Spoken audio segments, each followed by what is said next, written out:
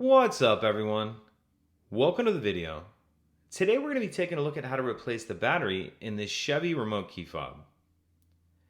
So this key fob is going to use replacement battery CR2032, and I'll put a link in the description box of this video to where you can purchase these batteries if you're in need.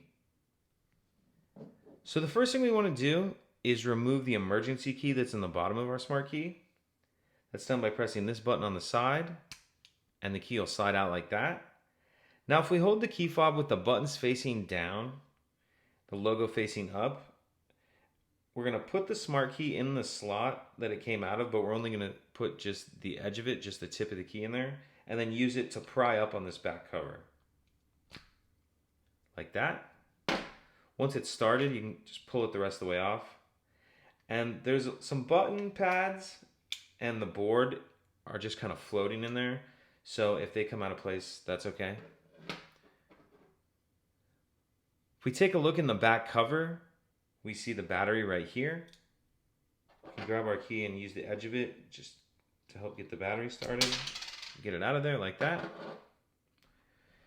Now we'll grab our new battery, and we want to make sure that we're installing that with the plus side down. Plus side down. Go ahead and snap that into place.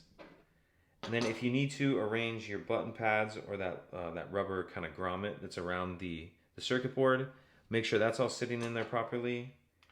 And then go ahead and snap the two halves back together. Put our emergency key back in. And that's it. If you have any questions, please let me know. If you could take a second to like and subscribe, it helps us out, and I'd appreciate it.